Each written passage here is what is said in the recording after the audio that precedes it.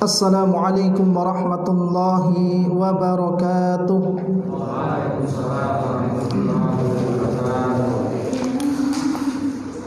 Innal hamdalillah nahmaduhu wa nasta'inuhu wa nastaghfiruh wa na'udzu billahi min shururi anfusina wa min sayyiati a'malina. Man yahdihillahu fala mudilla lahu wa man yudlil fala hadiya lahu. Wa asyhadu an la ilaha illallah wahdahu la syarika lahu wa asyhadu anna Muhammadan abduhu wa rasuluh. Qala Allahu azza wa jalla: Ya ayyuhalladzina amanu taqullaha haqqa tuqatih wa la tamutunna illa wa antum muslimun. Ya ayyuhan nasu taqu rabbakumul ladzi khalaqakum min nafsin wahidah wa khalaqa minha zawjaha wa batha minhuma rijalan katsiran wa nisaa'a wattaqullaha alladzi tasaaluna bihi wal arham innallaha kana 'alaikum raqiba. Ya ayyuhalladzina amanu taqullaha wa qulu qawlan sadida yuslih lakum a'malakum wa yaghfir lakum dhunubakum wa may yuti'illaha wa rasulahu faqad faza fawzan 'azima. Amma ba'du. Allahumma salli ala Muhammadin wa ala alihi wa ashabihi wa man tabi'ahum bi ihsanin ila yaumiddin wa ba'du. Para ikhwan dan akhwat, kaum muslimin dan muslimat yang semoga senantiasa dimuliakan oleh Allah Subhanahu wa taala. Alhamdulillah, pada malam hari ini kita bisa kembali bertemu di tempat yang terbaik di muka bumi ini dalam rangka mempelajari ilmu agama Islam. Mudah-mudahan Allah Subhanahu wa taala senantiasa memberikan kita keistiqomahan dalam beramal soleh, dalam menuntut ilmu. Karena istiqamah ini adalah hal yang terberat, apalagi bagi seorang penuntut ilmu.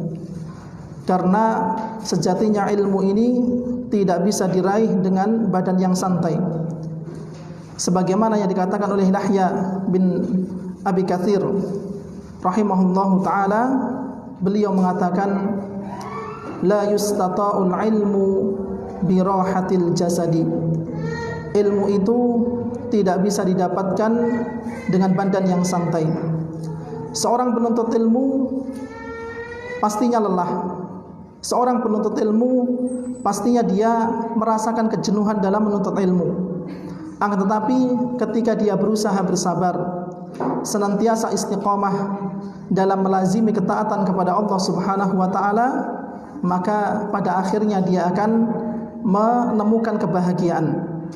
Bahkan ketika Abdullah bin Abbas, seorang sahabat yang pakar dalam ilmu tafsir, beliau digelari dengan gelar Turjumanul Quran, yang mana ketika itu para sahabat Nabi kalau seandainya ingin menanyakan sebuah tafsir tentang Al-Quran, maka yang menjadi rujukan adalah Abdullah bin Abbas. Kata Abdullah bin Abbas, semoga Allah meridai keduanya, ketika ditanya atau ketika memberitahu tentang ayat di dalam Al-Quran, dan kita ketahui bahwa di dalam Al-Quran terdapat 30 juz, terdapat 114 surat, terdapat 6.400 sekian ayat, ya. Tetapi ketika Abdullah bin Abbas ditanya, wahai Abdullah bin Abbas, manakah ayat yang paling berat yang turun kepada Rasulullah SAW? Maka Abdullah bin Abbas memberitahukan bahwa ayat yang terberat yang turun kepada Nabi SAW adalah ayat yang berkaitan tentang istiqamah. Sebagaimana firman Allah Subhanahu wa taala dalam surat Hud ayat yang ke-112. Allah Subhanahu wa taala berfirman, "Fastaqim kama umirta." Beristiqomahlah engkau sebagaimana engkau diperintahkan. Ya, maka istiqomah itu lelah. Istiqomah itu perlu perjuangan. Ya, antum melazimi majelis ilmu seperti ini bukan hal yang mudah bagi seorang penuntut ilmu. Ya. Bahkan kebosanan atau masa malas itu pasti akan mendatangi seseorang. Ya, karena ini sudah dikabarkan Nabi sallallahu alaihi wasallam, kata Nabi, likulli amalin syirratun wa likulli syirratin fatratun. Setiap amal itu mempunyai masa semangatnya, dan setiap masa semangat itu pasti akan menemui masa loyonya, masa malasnya. Kata Nabi sallallahu alaihi wasallam, faman kanat fatratuhu ila sunnati faqad aflah. Barang siapa yang futurnya atau masa loyonya, masa malasnya itu masih berada dalam sunnahku, maka dia adalah termasuk orang yang beruntung. Dalam riwayat yang lain disebutkan faqad ihtada, maka dia akan mendapatkan petunjuk. Akan tetapi sebaliknya, ketika seseorang itu mulai futur, tidak mengarahkan kefuturannya itu, bahkan futurnya itu menyebabkan dia keluar dari sunnah Nabi sallallahu alaihi wasallam, maka kata Nabi faqad halak, maka dia akan binasa. Dalam riwayat yang lain disebut faqad dhalla, maka dia akan tersesat. Maka apa sejatinya istiqomah? Istiqomah adalah sebagaimana yang disampaikan oleh Imam An-Nawawi rahimahullahu taala. Beliau ketika ditanya tentang istiqomah, beliau menjawab dengan jawaban yang sangat singkat tetapi memiliki makna yang paling dalam, makna yang luas. Kata beliau, istiqomah adalah luzumut ta'ah. Seseorang berusaha untuk melazimi ketaatan kepada Allah Subhanahu wa taala. Seseorang berusaha untuk senantiasa salat berjamaah di masjid. Seseorang berusaha untuk memaksakan dirinya sepekan sekali ketika hari Jumat untuk datang ke majelis ilmu.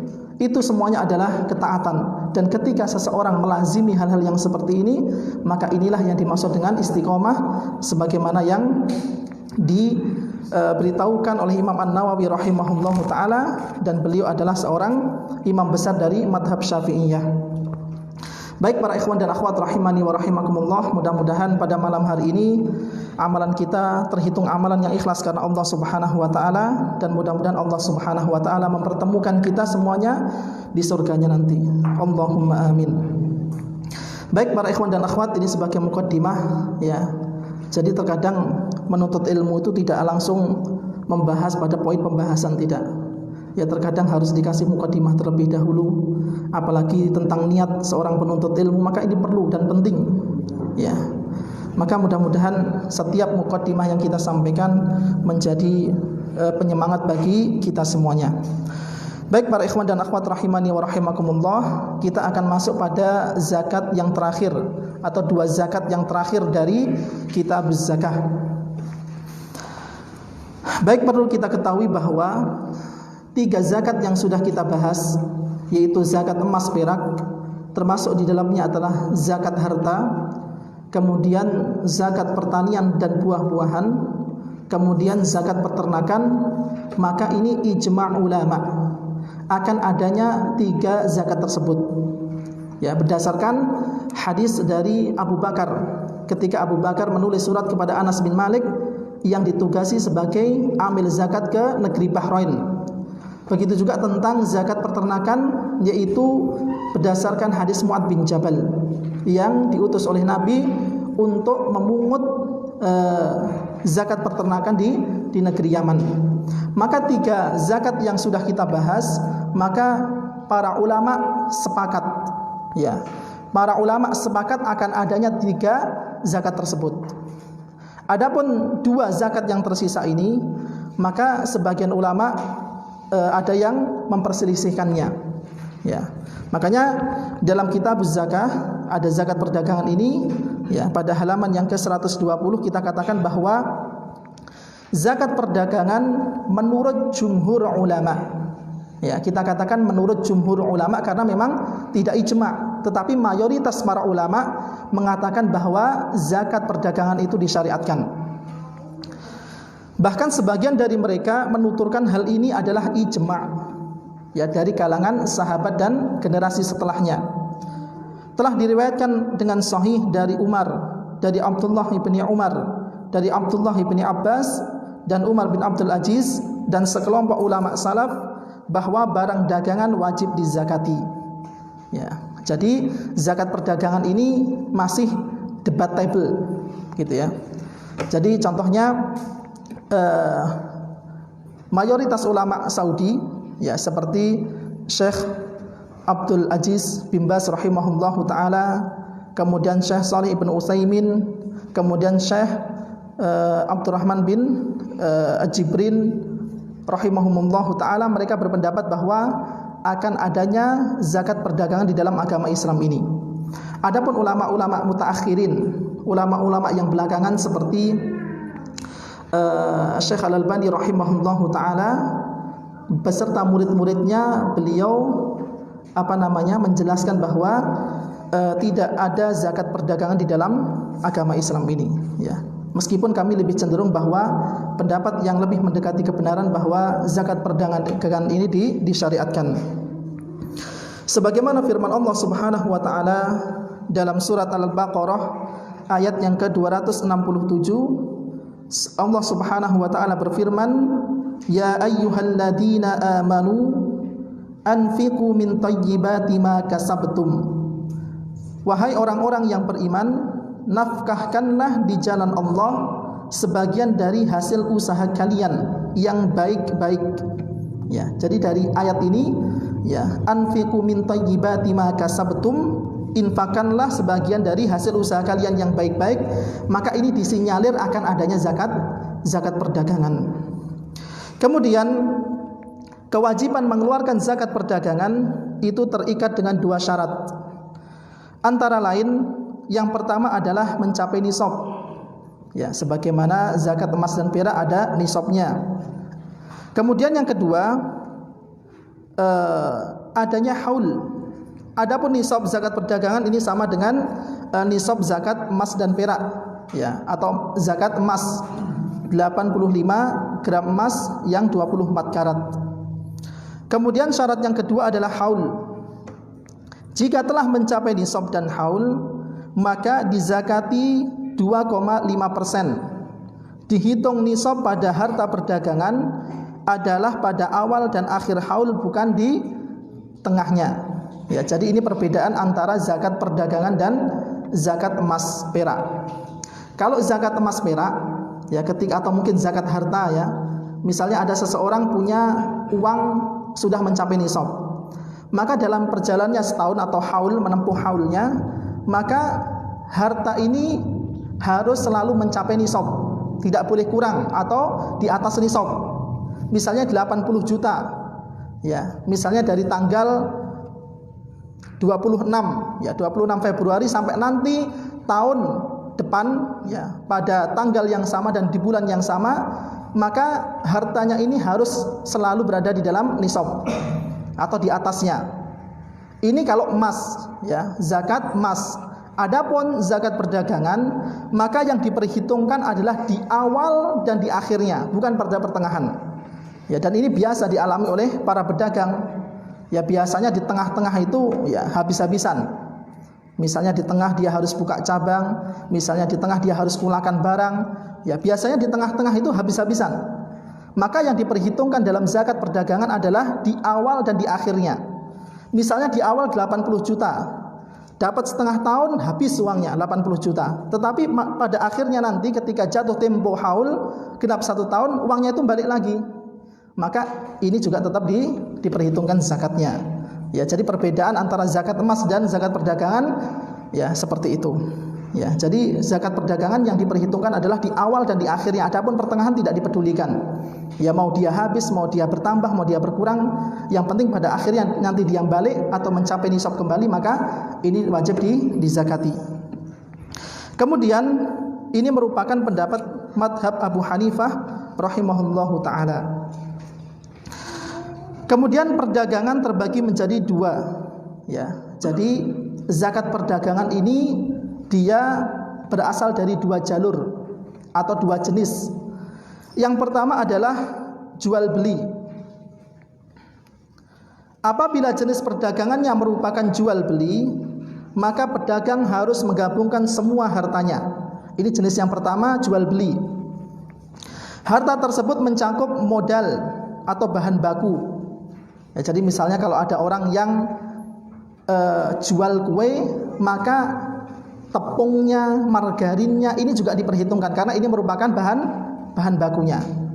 Kemudian keuntungan, ya, profitnya. Kemudian simpanan nilai barang dagangan piutang yang diharapkan pembayarannya. Ya, jadi zakat perdagangan ini semuanya dijadikan satu, include. Ya. Jadi baik modalnya, profitnya, harta simpanannya, barang dagangan yang belum terjual, kemudian utang piutang yang diharapkan pembayarannya. Ya, jadi misalnya ada barangnya yang mungkin dikredit, ada yang dikredit, maka ini misalnya mungkin bulan depan sudah dilunasi, atau mungkin paling tidak lebih dari 1 tahun, ya, atau 1 haul, ya. Maka kalau seandainya memang itu bisa kembali, bisa dilunasi, maka ini pun juga diperhitungkan. Ya. Selanjutnya dikurangi dengan jumlah tanggungan hutang yang wajib ia keluarkan. Ya, jadi misalnya kalau dia punya usaha atau mungkin usahanya itu perlu kontrakan misalnya atau ruko, maka dikurangi dulu. Ya, biaya listriknya, gaji karyawannya, ya, atau mungkin ya sewa kontrakannya, ya. Jadi dibersihkan dulu hutang-hutangnya, diselesaikan dulu. Setelah itu mengeluarkan zakat dari semua hasil perhitungan sebanyak 2,5% jika telah mencapai nisab dan haul yang disesuaikan dengan harga ketika ia mengeluarkan zakat. Ya, jadi yang menjadi patokan itu harga jualnya. Ya, misalnya dulu modalnya 100.000, dia jual 150, maka yang dihitung itu bukan 100.000-nya, tetapi harga jualnya. Ya, 150, ya, yang dihitung jadikan hitungan seperti itu. Ya. Bukan harga ketika ia membeli barang tersebut. Ya, ini merupakan pendapat jumhur ulama, mayoritas ulama berpendapat seperti itu. Ini jenis yang pertama, yaitu jual beli. Adapun jenis yang kedua atau jalur yang kedua adalah dari jalur sewa menyewa. Apabila jenis perdagangan yang merupakan sewa menyewa, maka yang dihitung adalah pada hasil sewa yang dimulai dari akad, digabungkan dengan simpanan dan pembayaran yang diharapkan. Ya, jadi untuk sewa menyewa ini sederhana sekali. Ya. Jadi bedanya kalau dia dari jalur jual beli, ya, maka barang yang diperjualbelikan itu termasuk aset yang diperhitungkan zakatnya. Ini kalau dari jalur jual beli. Ya. Adapun kalau seandainya dia berasal dari jalur sewa menyewa, maka nilai barang yang digunakan untuk sewa menyewa ini tidak diperhitungkan zakatnya. Contoh misalnya ada seorang ikhwan, dia punya usaha kontrakan misalnya. Ya, dia bikin kontrakan atau bikin kos-kosan. Ya. Maka yang dihitung itu bukan aset kontrakannya, ya, karena memang dia dari jalur sewa menyewa. Tetapi yang dihitung dari jalur apa? Hasil penyewaannya itu tadi. Ya, kalau seandainya dihitung aset kontrakannya atau aset rumahnya, maka setiap tahun dia pasti kena zakat. Ya, kan tidak mungkin orang itu punya rumah lebih murah dari 50 juta. Ya, jadi kalau seandainya dia itu berasal dari jalur sewa menyewa, maka nilai barang yang digunakan untuk sewa menyewa itu tidak diperhitungkan zakatnya. Ya, beda halnya kalau misalnya dia bangun rumah untuk diperjualbelikan, ya, maka ini nanti dia masuk pada jual beli. Tetapi kalau seandainya itu dari jalur sewa menyewa, yang diperhitungkan itu adalah hasil sewa menyewanya, ya, bukan aset rumahnya. Misalnya ada orang yang punya usaha terop, setelah ditotal aset teropnya ini mencapai 100 juta, ya. 100 juta sudah kena zakat apa belum? Sudah, ya. Dia sudah mencapai nisab. Tetapi karena dia itu bukan perdagangan, artinya teropnya itu tidak digunakan untuk jual beli, digunakan untuk sewa menyewa, maka yang dihitung itu adalah hasil sewa menyewanya. Ya, jadi seperti itu. Ya, ini kalau seandainya tidak diperhatikan ini nanti akan fatal. Ya, misalnya punya kos-kosan 5 kos gitu. Ya, kalau seandainya dia salah ngitung, ya, dia mengira bahwa aset rumahnya inilah yang diperhitungkan, ya, bisa jadi nanti setiap tahun, ya, satu kosan ambil zakat, satu kosan ambil zakat, ya. Jadi perhitungannya tidak seperti itu.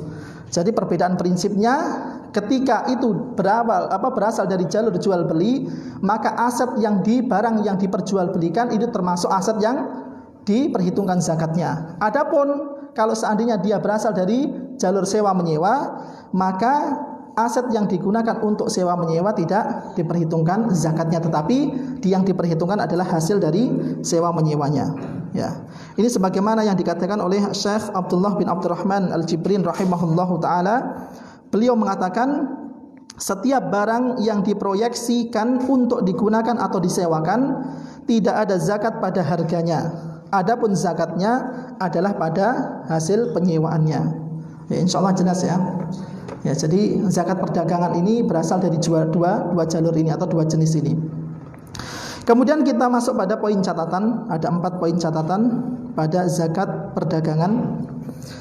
Yang pertama adalah barang-barang yang diperhitungkan dalam zakat perdagangan bukan termasuk barang yang wajib dikeluarkan zakatnya pada asalnya, seperti hewan ternak yang tidak digembalakan, emas perak yang tidak atau yang belum mencapai nisab, dan lain sebagainya, karena tidak berkumpul 2 zakat menurut ijma' ulama. Ya, jadi pada asalnya zakat perdagangan ini bukanlah termasuk barang yang dikeluarkan zakatnya pada asalnya. Misalnya ada orang yang punya 40 ekor atau 30 ekor sapi. Ya, 30 ekor sapi ini kan sudah masuk nisabnya. Tetapi ternyata sapi ini tidak digembalakan. Ya. Artinya dia dicarikan panganan kemudian dibawa ke kandangnya. Maka ini tidak memenuhi syarat, artinya tidak diperhitungkan zakatnya. Ya. Tetapi lain cerita kalau seandainya memang ini sapi nanti diperjualbelikan, maka dia terkena dari jalur zakat perdagangan. Ya. Pada asalnya dia tidak merupakan barang yang wajib dikeluarkan zakatnya. Misalnya ada contoh seperti ini juga. Ada seorang pegawai, ya, dia seorang pegawai dan masya Allah ya hasil bulanannya itu lumayan, ya, dan dia termasuk orang yang cerdas dalam hal ekonomi. Ya, selain dia mendapatkan gaji bulanannya, ternyata dia juga punya toko untuk pasif income-nya. Ya, misalnya gaji per bulan setelah dia sisihkan ternyata mencapai nisab. Begitu juga hasil dari tokonya, hasil dari perdagangannya, ternyata dia juga mencapai nisab. Maka kalau seandainya terjadi hal yang seperti ini, maka dari hasil bulanannya ketika dia mencapai nisab, maka dia terkena zakat dari jalur zakat emas atau harta. Kalau yang ditanyakan tentang hasil tokonya atau perdagangannya, maka dia kena zakat dari jalur perdagangan. Bagaimana Ustadz kalau seandainya tidak mencapai, ya gaji bulanannya juga sangat tidak mencapai nisab, begitu juga tokonya juga tidak mencapai nisab. Maka dalam kondisi seperti ini digabungkan, ya, dan dia nanti ya dibebani zakat dari jalur emas atau jalur zakat harta. Artinya kalau seandainya hasilnya setiap bulan itu mencapai nisab dan mencapai haul, sudah ya terkena zakat dari jalur emas atau harta, maka nanti dia tidak akan kena zakat dari jalur yang lain. Ya, artinya tidak mungkin ya terkumpul 2 zakat pada harta yang sama. Ya, jadi kalau sudah terkena dari jalur yang ini, maka jalur yang ini pasti tidak akan kena. Misalnya ada orang yang punya harta 100 juta misalnya. Ini kan sudah mencapai nisab. Yang dikeluarkan berapa? Tentunya sudah mencapai haul ya. Yang dikeluarkan berapa? 2,5%. 100 juta dikeluarkan 2,5%, ini masih banyak apa tidak? Masih, bahkan masih mencapai nisab. Ya. Kalau seandainya nanti misalnya uangnya itu 100 juta, kemudian sudah dikeluarkan 2,5%-nya, masih mencapai nisab, kemudian dia punya hasil dari perdagangannya, ini juga mencapai haul dan nisab, maka ini nanti terkena zakat dari jalur sendiri-sendiri. Tidak mungkin ketika dia kena zakat dari jalur emas, dari jalur perdagangan dia juga ya kena. Ya, jadi tidak akan mungkin terkena 2 zakat pada harta yang sama. Bingung? Bingung sudah. Mudah-mudahan untuk poin catatan yang selanjutnya tidak bingung. Yang kedua, peralatan yang digunakan dalam zakat perdagangan tidak masuk dalam hitungan zakat karena memang itu bukan untuk diperdagangkan. Ya, jadi misalnya kalau ada orang yang usaha cateringan misalnya, ya, maka peralatan yang digunakan untuk perdagangan, ya, cateringan kan pada hakikatnya jual beli, ya, magicomnya, kemudian kompornya, ini tidak termasuk, ya, hal-hal yang diperhitungkan zakatnya. Misalnya ada orang yang punya toko, raknya, kalkulatornya, komputernya, maka ini semuanya aset yang tidak diperhitungkan zakatnya. Ya, jadi harus diperhatikan. Nanti kalau misalnya nggak paham, ya, asetnya semuanya dihitung, raknya dihitung. Padahal rak itu kalau seandainya nggak ada barang dagangannya, ya nggak akan menghasilkan uang, gitu ya. Jadi kalau seandainya ada aset yang itu digunakan untuk perdagangan, ya, aset yang digunakan untuk memutar barang atau memutar uang itu tidak diperhitungkan zakatnya. Ya, yang diperhitungkan adalah nilai barang dagangannya, termasuk mobilnya juga. Ya, misalnya dia butuh mobil untuk kirim sana sini, maka mobilnya ini tidak terkena zakat dari jalur perdagangan. Kemudian yang ketiga, harta yang dimiliki dan digunakan tidak terkena zakat. Ya, harta yang dimiliki dan yang digunakan tidak terkena zakat, kecuali emas dan perak, atau kecuali emas. Ya, sebagaimana yang kita sampaikan bahwa ketika ada orang itu yang mempunyai emas yang dipakai, ya, emas yang dipakai, maka ini dianjurkan untuk dizakati, ya, apabila dia mencapai nisab, ya, 80 gram emas 24 karat. Ya, artinya nggak dipakai semuanya, ya, dipakai giliran misalnya. Dan dia punya sekitar 85 gram emas 24 karat, maka ini dianjurkan untuk dizakati. Adapun yang lainnya, harta yang dimiliki dan digunakan tidak terkena zakat. Ya, misalnya tempat tinggal, kemudian kendaraan, pakaian, perabotan rumah dan semisalnya. Ya, ini sebagaimana keumuman hadis dari Abu Hurairah radhiyallahu anhu bahwa Rasulullah sallallahu alaihi wasallam bersabda, "Laisa 'alal muslimi," tidak wajib atas seorang muslim, "fi 'abdihi wala farasihi shadaqah," zakat pada hamba sahaya dan kudanya. Ya. Jadi hamba sahaya pada zaman dahulu ini kan adalah budak, ya. Budak itu termasuk harta yang dimiliki sampai nanti ada orang yang menebusnya. Ya, maka dimasukkan di sini fi abdihi wala farasihi. Ya. Ustadz, gimana kalau seandainya ada orang yang punya tanah, misalnya ada orang yang punya rumah, dia sudah punya rumah, rumahnya luas dan dia insya Allah cukup dengan satu rumah ini. Kemudian karena saking banyaknya duit, dia investasi saat tanah. Ya. Maka bagaimana ini hukumnya, Ustaz? Ya. Maka sebagian ulama menjelaskan bahwa kalau seandainya ada orang yang dia sudah punya tempat tinggal dan tempat tinggal itu sudah cukup baginya, kemudian karena dia kelebihan harta, dia investasi tanah, maka sejatinya investasi tanah ini kan bukan tanah yang dihuni, bukan tanah yang digunakan, akan tetapi ini pada hakikatnya adalah harta simpanan dia. Ya, paham ya? Jadi nanti zakatnya terkena zakat dari jalur apa? Dari zakat emas. Ya. Baik. Kemudian poin yang selanjutnya, ya, atau mungkin orang yang punya mobil 5 misalnya, padahal dia di keluarganya itu hanya 4 orang. Ya. Misalnya dia keluarganya terdiri dari seorang bapak, ibu, anaknya 2 ini masih kecil-kecil, tapi dia punya mobil 5. Ketika amal zakat datang ke rumahnya, "Mas, ini mobil buat siapa?" "Ya, pengen koleksi aja, Pak." Ya, loh, berarti saya ambil zakatnya. Ya enggak lah, Pak, ini kan sesuatu yang dipakai, enggak ada zakatnya. Ya, maka kalau seandainya seperti ini, ya, dia melebihi sesuatu yang dibutuhkan, maka kalau seandainya mobil itu untuk simpanan dia, untuk koleksi dia, maka nanti dia terkena zakat dari jalur emas. Adapun kalau seandainya mobil itu untuk diperdagangkan, maka dia nanti terkena zakat dari jalur perdagangan. Kalau seandainya ini nanti disewakan mobilnya, maka dia terkena zakat dari jalur sewa menyewa. Ya, seperti itu. Kalau dia didiamkan untuk koleksi saja, pada hakikatnya itu adalah harta simpanan dia. Ya, wallahu taala a'lam.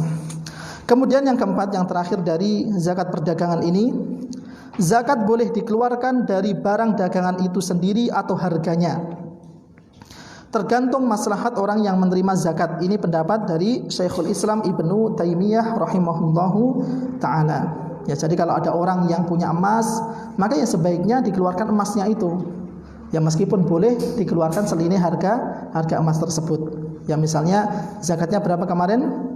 2,5%. Maka bisa diambilkan dari 85 gram emas itu sendiri, atau yang dizakati adalah senilai dengan 2,5% emas tersebut.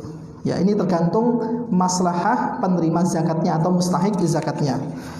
Baik para ikhwan dan akhwat rahimani wa rahimakumullah. Ya, terakhir dari zakat, pembahasan dari kitab zakah ini, dan ini masih termasuk zakat mal ya. Nanti yang kedua adalah zakat fitrah. Yang kelima adalah zakat rikas. Ya, zakat rikas ini pembahasannya sangatlah ringkas, ya, tidak terlalu panjang lebar. Rikas adalah harta yang terpendam pada masa jahiliyah, lalu ditemukan oleh seorang tanpa kerja keras dan tanpa biaya, baik itu sedikit ataupun banyak. Pada zakat rikas tidak ada nisab dan tanpa menunggu haul. Ya, jadi kalau seandainya seseorang menemukan harta terpendam pada masa jahiliyah, ya, maka zakat rikas ini tidak mengenal nisab dan tidak mengenal haul, berbeda dengan zakat-zakat yang lainnya.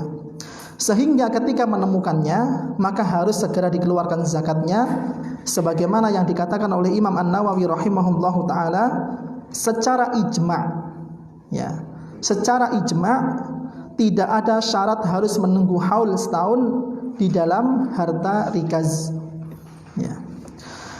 Zakat harta rikas adalah 20% atau 1/5.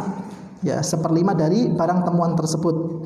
Sebagaimana diriwayatkan dari Abu Hurairah radhiyallahu anhu dari Rasulullah sallallahu alaihi wasallam, wa fir rikazi al-khumusu. Dan zakat rikas adalah 1/5 atau 20% dari barang temuan tersebut. Banyak para ulama yang berpendapat bahwa pembagian harta rikas seperti pembagian fa'i, yaitu untuk kemaslahatan umum, bukan dikhususkan untuk 8 golongan. Ya, jadi zakat mal ini secara umum diperuntukkan untuk 8 asnaf, ya, 8 golongan yang terdapat dalam surat At-Taubah. Adapun rikas, maka rikas ini sesuai dengan kemaslahatan. Ya, sesuai dengan kemaslahatan, tidak harus kepada fakir, tidak harus kepada miskin, tidak harus kepada amil zakat atau gharim atau hamba saya dan lain sebagainya. Sesuai dengan kemaslahatan pada masyarakat tertentu. Kemudian poin catatan pada zakat rikas ini ada 2. Yang pertama adalah barang tambang yang semisalnya juga dikenai zakat jika mencapai nisab 85 gram emas 24 karat dan haulnya, maka zakatnya sebesar 1/40, yaitu 2,5% dari harga atau dari barangnya jika berharga seperti emas dan perak. Ini pendapat jumhurul ulama. Ya, jadi barang tambang, ya, seperti apa misalnya? Barang tambang itu bisa seperti, ya, batu bara, kemudian emas juga termasuk, maka ini pun juga terkena zakatnya. Ya, ini bukan rikas ya, ini bukan termasuk rikas. Tetapi kalau itu memang berupa barang tambang, ya, maka pendapat jumhur ulama, mayoritas ulama ini juga memasukkan benda yang diperhitungkan zakatnya. Kemudian yang kedua, apabila seseorang menemukan harta yang terpendam dan ia yakin bahwa harta tersebut adalah harta simpanan pada masa Islam, bukan pada masa jahiliyah, ya, maka harta tersebut disebut luqotoh. Misalnya ada seorang akhwat menemukan HP Android di tengah jalan. Ini termasuk rikas apa luqotoh? Kenapa? Karena benda ini termasuk zaman jahiliyah atau pada masa Islam? Pada masa Islam, ya. Jadi ini tidak disebut rikas tapi luqotoh, yang mana dia harus mengumumkan selama 1 tahun. Ya. Jadi zakat rikas ini harus terpenuhi 2 syarat. Ya. Zakat rikas ini harus terpenuhi 2 syarat. Yang pertama adalah terpendam di dalam bumi. Ini syarat yang pertama, terpendam di dalam bumi. Kemudian yang kedua adalah diyakini itu adalah hartanya orang jahiliyah. Ya misalnya kalau ada seorang ikhwan, ya ternyata dia dapat undian misalnya, undian sebesar 5 miliar atau mungkin undiannya berupa Honda Jazz. Nah, ini kira-kira diperhitungkan zakatnya apa tidak? Ya, wah ini kan, wah ini barang temuan ya, rezeki nomplok. Ya, maka ada hal seperti ini, maka dia tidak termasuk rikaz. Ya, tidak termasuk rikaz. Baik. Ya, ini perbedaan antara rikaz dan luqatah. Ya. Jadi kalau misalnya itu merupakan barang temuan pada masa Islam, maka itu bukan rikaz. Ya, misalnya ada orang temu barang setelah gali tanah berupa perhiasan. Ya, perhiasan yang diyakini ini pada zaman kerajaan Mojopahit ini. Pada masa Gajah Mada misalnya. Ya, maka kalau itu merupakan barang temuan pada masa jahiliyah, maka ini diperhitungkan zakatnya dan dia termasuk rikaz. Ya, adapun yang terjadi pada setelah masa Islam maka disebut dengan luqatah. Ya, wallahu taala a'lam. Ini masih lama ya misalnya. Berapa menit? 6 menit lagi. Ya, baik. Kita masuk pada orang-orang yang berhak menerima zakat mal. Ya, setelah kita pelajari bahwa zakat mal itu terdiri dari 5 zakat. Ya, emas, peternakan, pertanian, perdagangan dan rikaz. Maka pada pembahasan yang selanjutnya kita masuk pada mustahik zakat. Orang-orang yang berhak menerima zakat mal. Sebagaimana firman Allah Subhanahu wa taala dalam surat At-Taubah ayat yang ke-60, kata Allah Subhanahu wa taala, innamas shadaqatu lil fuqara'i wal masakini wal 'amilina 'alaiha. Sesungguhnya zakat-zakat itu hanyalah untuk orang-orang fakir, kemudian orang-orang miskin dan pengurus-pengurus zakat. Wal mu'allafati qulubuhum wa fir riqabi wal gharimin. Ya. Dan para mu'alaf yang dibujuk hatinya untuk memerdekakan hamba sahaya, orang-orang yang berhutang, wa fi sabilillahi wa ibnis sabil. Dan untuk mereka yang sedang dalam perjalanan, sebuah sesuatu ketetapan yang diwajibkan oleh Allah. Faridatan minallah wallahu alimun hakim. Dan Allah Maha mengetahui lagi Maha bijaksana. Maka dari ayat yang mulia ini, ya para ulama menyimpulkan bahwa yang berhak untuk menerima zakat mal, 5 zakat yang sudah kita bahas tadi, ini adalah terbatas kepada 8 golongan ini. Ya. Karena dalam ayat ini disebutkan innama. Ini menunjukkan batasan. Artinya zakat mal itu tidak diperbolehkan untuk diberikan kecuali kepada 8 golongan ini. Ya, karena innama ini artikan dengan hanyalah. Ya, berarti ini menunjukkan sebagai batasan. Ya, maka yang paling berhak menerima zakat mal adalah 8 golongan yang insyaallah akan kita sebutkan. Yang pertama adalah fakir. Ya, lil fuqara. Fakir adalah orang yang tidak memiliki apapun atau hanya memiliki sebagian dari kadar kebutuhannya. Ini definisi fakir. Kemudian yang kedua, miskin.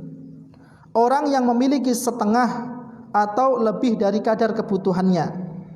Ya, jadi misalnya ada orang yang setiap harinya itu butuh 10.000. Ya, dia tidak mempunyai uang kecuali hanya 7.000. Maka dia termasuk orang yang miskin. Adapun fakir maka lebih rendah daripada itu. Ya, mungkin dia hanya punya 3.000 atau tidak sampai setengahnya. Ya, maka ini yang dimaksud dengan fakir. Maka fakir ini lebih rendah daripada miskin. Ya. Penentuan seorang miskin atau mampu cukuplah dengan melihat kondisi lahiriahnya. Ya, kondisi umumnya dilihat. Ya, misalnya bapak ini ya atau keluarga ini setiap harinya bingung cari makanan. Ya, terkadang harus keliling rumah-rumah untuk mencari makanan yang dimakan setiap harinya. Maka tidak perlu kita menanyakan, Pak, hasil jenengan berapa, kebutuhan jenengan 1 bulannya berapa atau setiap harinya berapa, tidak perlu. Ya, dilihat saja dari lahiriahnya, dari kondisi lahirnya seperti apa. Jadi kalau misalnya kita perkirakan bapak ini sepertinya setengah dari kebutuhannya saja tidak punya, maka dia termasuk kalangan dari fakir. Kemudian yang ketiga adalah amil, ya, wal amilina 'alaiha.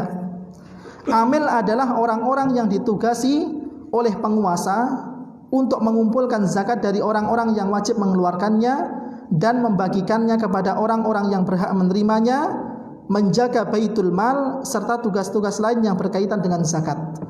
Ya, maka amil ini meskipun dia termasuk orang yang kaya, orang yang mampu, maka dia pun diberikan sesuai dengan pekerjaan yang mereka lakukan. Karena memang ini terdapat nas di dalam Al-Qur'an.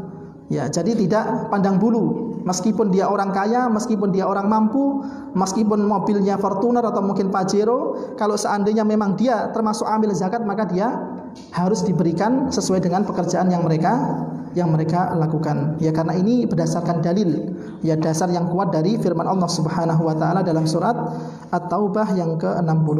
Ya, wallahu taala alam. Insyaallah kita akan lanjutkan setelah salat Isya. Ya. Ini ada beberapa lembar lagi kita selesaikan tentang 8 golongan yang berhak menerima zakat. Wassallallahu ala nabiyyina Muhammad wa ala alihi wa sahbihi wasallam. Bagi para akhwat, kalau ada yang ingin disampaikan setelah kajian, ya silakan ditulis di lembar kertas masing-masing. Wassalamualaikum warahmatullahi wabarakatuh.